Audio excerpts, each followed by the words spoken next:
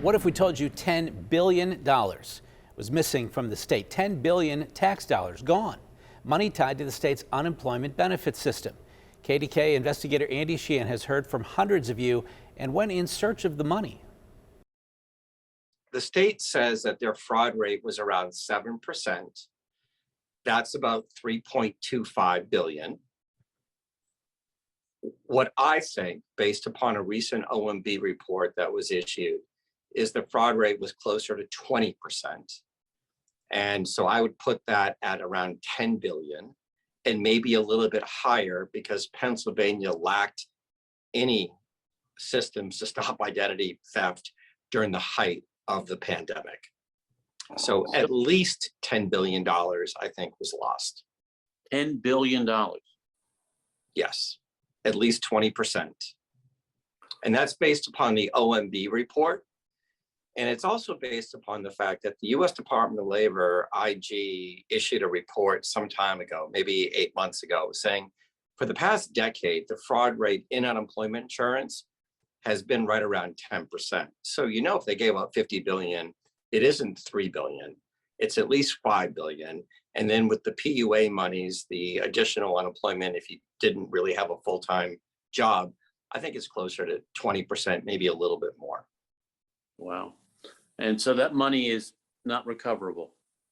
That money, 70+% of it went overseas to transnational criminal groups that have used that money for nefarious purposes to harm our democracy, to harm our children, and to purchase illicit drugs that have been sold in this country. And is this in West Africa, or where we primarily see this?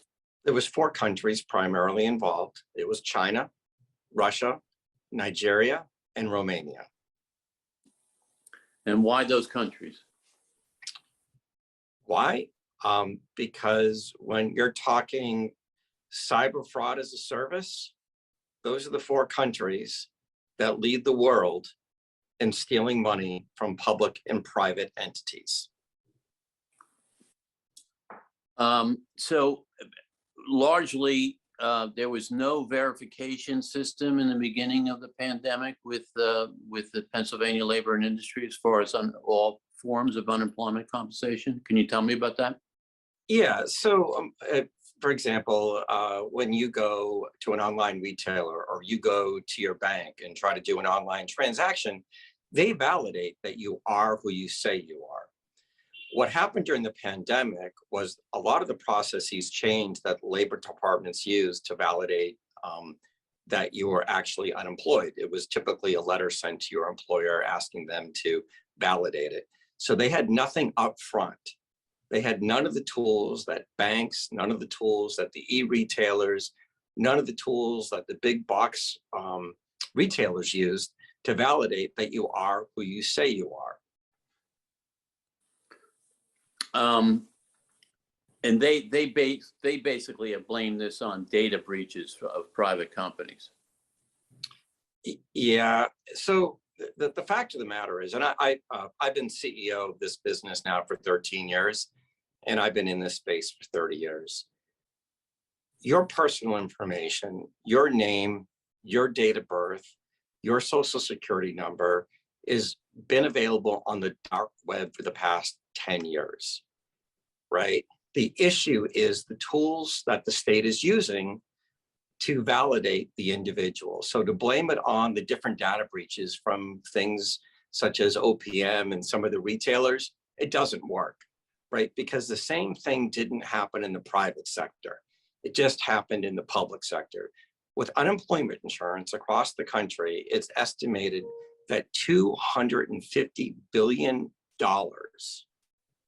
almost 35% of the money spent, went to these transnational criminal groups. It's gotten so bad that the United States Secret Service has established an office to help investigate and clamp down on this fraudulent activity. So it has nothing to do with the data breaches. It has nothing to do with the availability of information. In fact, I just went on one of the dark web pages before this interview, and I'm still seeing, as of 15 minutes ago, the state of Pennsylvania's unemployment insurance system being attacked by these same groups. How do they work? So it's actually Typically for, John Smith in Pennsylvania, who, has had, how do they steal his identity and how do they file? right. So I'm going to try to explain it, but you're going to have to help because you've done this reporting thing for a lot longer. So you got to start with these criminal groups are dynamic and continue to change and evolve. So when you have a state like Pennsylvania that has a very static system, for example, they weren't even using up until recently, I believe, multi-factor authentication, and they were using an online identity service. What happens is the criminals huddle online and they figure out how to get past the system, and they create what they call sauce. They use that sauce and they sell it on places like the deep and dark web, including places like Telegram. And the way it works, for example, in Pennsylvania, is I would go on to the online system with the stolen information that I've collected, and I would enter it in like I was you. So one of the things that's happening in Pennsylvania because of their current system is if you go on to places like Indeed.com and LinkedIn, you are seeing an explosion in fake job listings. And so what are they trying to do? Well, what they're trying to do is collect the information that's needed to bypass the static security system that the state of Pennsylvania has put in place. You go through this job interview. It seems like your dream job. Before you can start though, you got to provide some information. And what you have to provide is a copy of your driver's license, your social security number, your date of birth, your address. As soon as you do that, what they do is they take that information and they go onto the state system, because now they have a copy of your license. They can get past the facial recognition issue. They apply, they get benefits, and they put those benefits into an account that they control. A consumer, an individual, should never, ever give a copy of their face, their driver's license, or any of that PII to anybody for any reason at this point. The new systems that are available to validate identity don't require that. The probability that you're getting frauded when you're doing that is likely 80%, right? So never give that information out to anyone, especially a private company. How are these how's the current system, the facial recognition system supposed to work?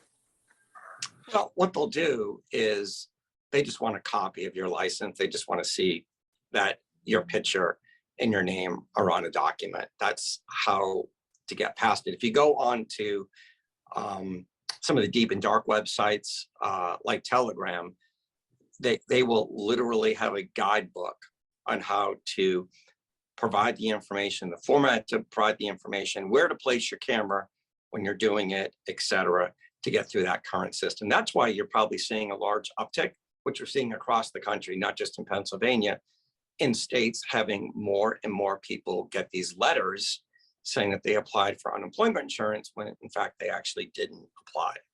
Mm-hmm. They're saying that they have thwarted about $1 billion in fraud since they've implemented this, which would have been early last summer, the new system. Yeah, what I don't know how to do, and because I keep on hearing those numbers across the country from different states, I don't know how to count what you stopped. One of the things that I suspect is that they've clamped down so hard using their system that legitimate individuals, people that lost their jobs, that maybe worked in the hospitality industry, that maybe worked for a restaurant, are actually not getting the benefits that they're entitled to because they don't have the tools necessary to get through their process. Imagine if you were trying to place an order on Amazon using the process the state of Pennsylvania is asking you to use to validate your identity to get a benefit you're entitled to. You'd never use Amazon again. Well, we have had this complaint. In fact, there's been demonstrations of, so can't they say, you know, we're damned if we do, we're damned if we don't, you know? No, the issue, it's a technology issue. And part of it is there's so many rules that promulgate how to give out unemployment insurance benefits. Some of those rules are directed by the federal government. The fundamental issue is they're using technology that is dated. They're not using the technology that the banks are using, that the financial institutions are using, that the retailers are using. They're not using best of breed, next generation, dynamic verification tools that basically put a digital lock in front of the state's portal to prevent the bad people from getting benefits, and that allow the good people to get benefits very quickly. Other states are doing a better job, aren't they? Yeah. Now, I say that, but what I'll say is every single state had a huge problem initially. I mean, you don't go from virtually no unemployment to 17% unemployment within a week. But other states did do a better job. State of Virginia is a great example. The state of Ohio is a great example. They work with the private sector. They put this digital lock up front and they use the new technology. I mean, one of the things that's never discussed is the impact these systems, like in Pennsylvania, are having on their citizens. Their citizens are being treated worse than the transnational criminals who are stealing money every single day from the state. Well, in what way though? I mean, just to try to get the benefits, or when their identities are stolen? We have all these complaints about people that have had their IDs and they haven't gotten checks and they're in limbo. Right. And they haven't heard anything from the state police or Department of Labor or anybody since the 8 months ago since they filed.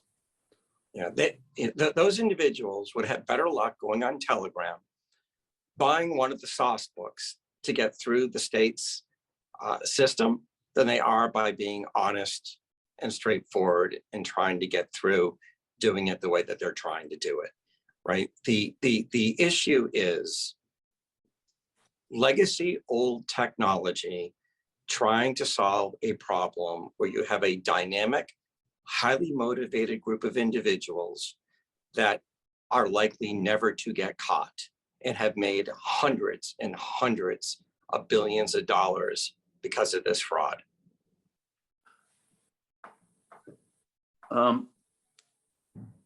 What happens to somebody that has had their identity stolen?